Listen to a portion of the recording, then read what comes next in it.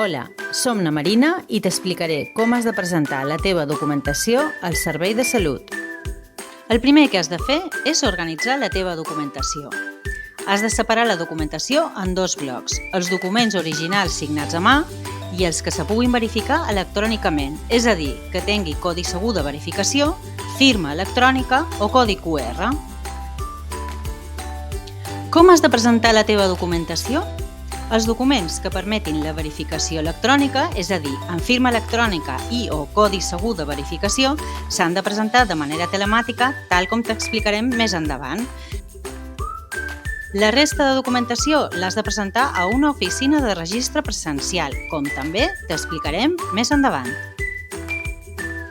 Avança feines. Te recomanem que demanis cita prèvia a les oficines del Servei de Salut. Indica el nombre de documents que hi has de presentar. Hi ha oficines de registre presencial a l'Hospital Universitari Son Llatse, l'Hospital Universitari Son Espases, l'Hospital Comarcal d'Inca, l'Hospital de Manacor, l'Hospital Mateu Orfila, l'Hospital Can Misses i l'Hospital de Formentera, també a les gerències d'atenció primària de Mallorca i del 061 i a l'oficina principal dels serveis corporatius, carrer del Carme 18. Començam! Comença el tràmit. Entra al web del Servei de Salut a l'apartat de Carrera Professional per mitjà de l'enllaç següent. També hi pots accedir des del web del Servei de Salut, seguint aquesta ruta. Identifica't. Per accedir al tràmit electrònic necessites disposar de DNI electrònic o un certificat digital vàlid de persona física dels inclosos en la llista de confiança de prestadors de serveis de certificació TSL establerts a Espanya. Així mateix, pots utilitzar sistemes d'identificació basats en les claus concertades, és a dir, clave permanente. Revisa els teus mèrits. Si ja has revisat el teu expedient personal, pitja Continuar. Si no ho has fet, fes-ho ara. Quins són els diferents estats dels mèrits? La informació sobre els teus mèrits pot estar en algun d'aquests estats. Verificada. El Servei de Salut ja ha comprovat la seva autenticitat. No la pots modificar ni l'has d'acreditar. Incompleta. Has de completar alguns camps i justificar documentalment. Duplicada. L'has de revisar i eliminar els duplicats. Per què hi ha duplicats?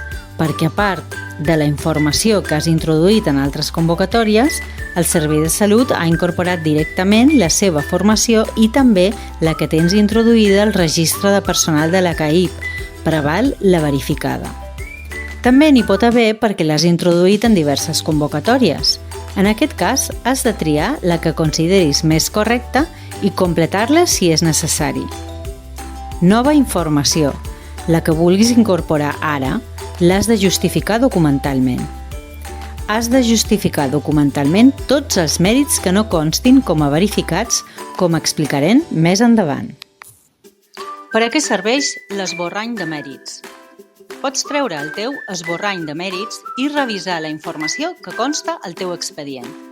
A més, et pot servir de guia per saber la documentació que has de presentar per acreditar els teus mèrits i pots copiar els noms dels certificats per incloure'ls en la relació de documents a registrar.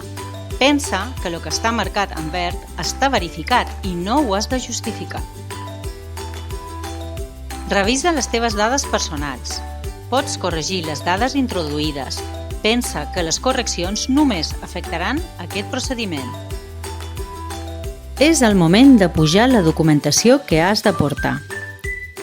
Recorda que en aquest pas només pots adjuntar certificats que permetin la verificació per mitjans electrònics amb firma electrònica i o codi segur de verificació. La resta de certificats els has de portar a través d'un registre presencial. En cada tràmit d'aportació de documents podràs aportar un màxim de 30 certificats que no superin els 5 megabytes. La mida total dels documents adjunts no pot superar els 30 megabytes. Has de presentar cada certificat per separat i en format PDF. Podràs repetir aquest tràmit les vegades que sigui necessari fins que hagis aportat tota la documentació. Ara has de pitjar sobre Aportar documentació electrònica i t'has de tornar a identificar. Ha d'aparèixer la pantalla Assistent de tramitació. Aportar documentació electrònica. Pitja sobre Següent i apareixerà la pantalla 2. Has d'emplenar el camp de correu electrònic dins del formulari. Pitja sobre Finalitzar i t'apareixerà la pantalla 3, on has d'adjuntar els documents. Pitja sobre Formació realitzada i introdueix el títol del certificat i adjunta el PDF corresponent. Pots annexar fins a 30 documents amb un pes total màxim de 30 megabytes. Una vegada introduïts tots els documents, pitja Següent. Revisa les dades, marca la casella de protecció de dades i pitja Registrar. Si et surt un avís que no s'ha pogut completar el registre, probablement és perquè has excedit el límit màxim de 30 megabytes. Pitja el botó Reintentar.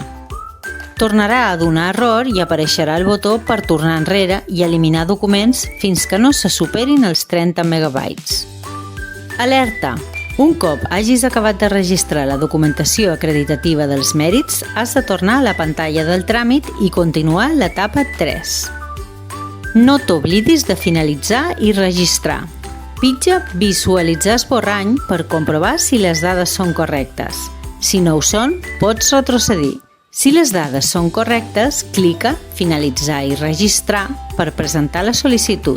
Pots accedir a una còpia de la sol·licitud i el justificant del registre telemàtic en el mateix apartat del web del Servei de Salut dedicat a la carrera professional i a la teva carpeta ciutadana. Ara falta presentar la resta de documentació de manera presencial a una oficina de registre. Ja tens cita prèvia? Si no la tens, fes via perquè no et quedis sense. Has d'emplenar el model que te pots descarregar al tràmit electrònic o directament al web de carrera professional. Has de presentar els documents originals en format paper.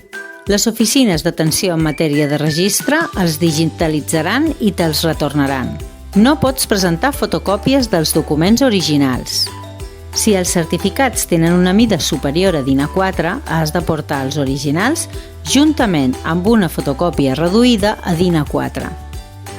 Això és tot. Espero que amb aquest vídeo no tinguis problemes per presentar la teva documentació. I si en tens, posa't en contacte amb el Servei de Suport als Professionals de la Salut. Fins aviat!